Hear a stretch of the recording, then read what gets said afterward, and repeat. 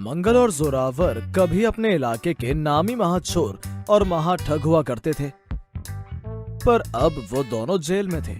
मंगल लगभग बूढ़ा हो चला था और जोरावर अभी 30 का भी नहीं हुआ था, मगर फिर भी उन दोनों के बीच अच्छी दोस्ती थी।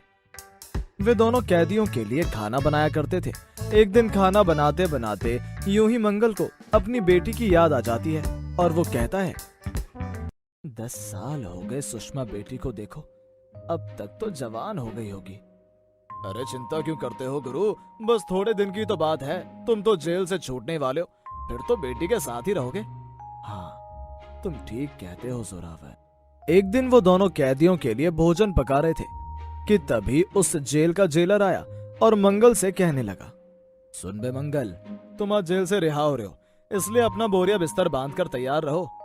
पर मेरे रिहा होने में अभी तो 6 महीने बाकी हैं। अब कोई महीने बाकी नहीं, समझा? सरकार ने तुम्हारी सजा माफ कर दी है।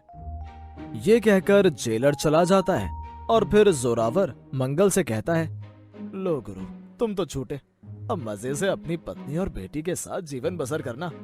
हाँ, सोच तो यही रहा हूँ भाई, पर तुम जब जेल से छूट जाओ तो मुझसे मिलने जरूर आना। हाँ, जरूर आऊंगा गुरु। मंगल जेल से रिहा होकर घर आता है तो उसकी पत्नी और बेटी उसे देखकर बहुत खुश होती है। अरे सुषमा बेटी तो ब्याहने लायक हो गई है सावित्री। हाँ जी, अब जेल से बाहर आ ही गए हो तो सबसे पहले यही काम करो, कोई अच्छा सा लड़का देखकर इसकी शादी कर दो। हाँ, ये कौन सा मुश्किल काम है, मैं जल्दी ही कोई अच्छा सा लड़का देखकर इसकी शादी कर दूंगा। पर मंगल इस काम को जितना आसान समझता था, ये उतना आसान काम निकला नहीं। वो एक महाचोर रह चुका था और जेल काट कर आया था, इसलिए जहाँ भी सुषमा के लिए लड़का देखने जाता, महाचोर की बेटी महाचोर ही निकलेगी, चोर की बेटी का रिश्ता भला कौन ले। मुआ सारी उम्र तो जेल में काट कर आया है और अब शरीफ लोगों से रिश्तेदारी की उम्मीद करता है, भला ऐसे चोरों के साथ कौन रिश्ता जोड़ेगा। मंगल जहाँ भी जाता वहीं उसके बुरे कर्म आड़े आ जाते और वो उदास होकर घर लौट आता। घर आकर पत्नी से कहता, सावित्री, मैंने अपने बुरे कर्मों की सजा भुगत भी ली है और अब मैं सुधर गया हूँ, फिर भी लोग मेरे साथ ऐसा क्यों करते हैं? ये सुनकर सावित्री बोलती है, आप चिंता मत कीजिए, बस थोड़ा धैर्य रखिए जी। दुनिया में हर आदमी की परीक्षा होती है, फिर आप कौन सा इस दुनिया से बाहर के हैं। तभी सुषमा कहती है, अम्मा, बापू से कह दो कि अब हमारे लिए लड़का ना ढूंढे, क्योंकि हम शादी नहीं करेंगे। अरे रे, ऐसा क्यों बेटी? क्योंकि हमें जगह जगह बापू की बेइज्जती कराना अच्छा नहीं लगता। अगर पहले से मालूम होता कि बुराई का काम करने पर लोग ऐसा व्यवहार करते हैं तो मजदूरी करके कमा खा लेता, चोरी और लूट जैसा घिनौना काम कभी ना करता। उधर कुछ दिन बाद जोरावर भी जेल से रिहा होकर बाहर आ जाता है। जेल से बाहर आने पर उसे भूख सताने लगती है और वो काम की तलाश करता है। सेठ जी, आप मुझे काम दे दीजिए, मैं अपना काम मेहनत और ईमानदारी से करूंगा। मेहनत और ईमानदारी? अबे चोर होकर मेहनत और ईमानदारी की बात करते शर्म नहीं आती चोर? तुझे काम पर रखकर क्या मुझे खुद को लुटवाना है? ये सुनकर जोरावर वहाँ से चुपचाप फुट लेता है और फिर काफी दिनों तक ऐसे ही बेरोजगार घूमता रहता है। मगर फिर एक रोज उसकी मुलाकात मंगल से होती है। मंगल को देखते ही जोरावर का कलेजा भर आता है। गुरु, इस दुनिया से अच्छी तो वो जेल ही थी, कम से कम खाना नसीब तो हो जाता था। यहाँ बाहर आकर तो भूखा मरने की नौबत आ गई है। अबे हट्टा कट्टा नौजवान है, कमा कर क्यों नहीं खाता? ये सुनकर जोरावर उसको आप बीती सुनाता है और फिर मंगल भी उसे अपनी कहानी सुनाता है। दोनों की कहानी और परेशानी सेम थी, इसलिए दोनों एक दूसरे का सहारा बनने की सोचते हैं।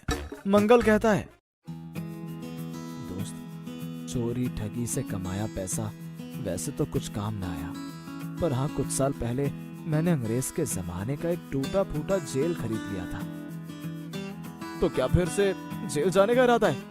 अरे वो बात नहीं है भाई, मैं तो बस ये कहना चाहता हूँ कि खाना हम दोनों बढ़िया बना लेते हैं, तो फिर क्यों ना उस जेल की मरम्मत कराकर एक जेल रेस्टोरेंट खोल लेते हैं। जोरावर को मंगल का ये आइडिया पसंद आता है और वो मंगल से कहता है, आइडिया तो अच्छा है गुरु, इससे हम दोनों को जेल में बने रहने का एहसास भी होता रहेगा और अपनी कैदी की वर्दी देखकर बुराई से बचने की प्रेरणा भी मिलती रहेगी। ये तो सही है, पर क्या लोग हमारे जेल रेस्टोरेंट में खाना खाने के लिए आएंगे? गुरु, उस बात की चिंता छोड़ो और काम पर लग जाओ।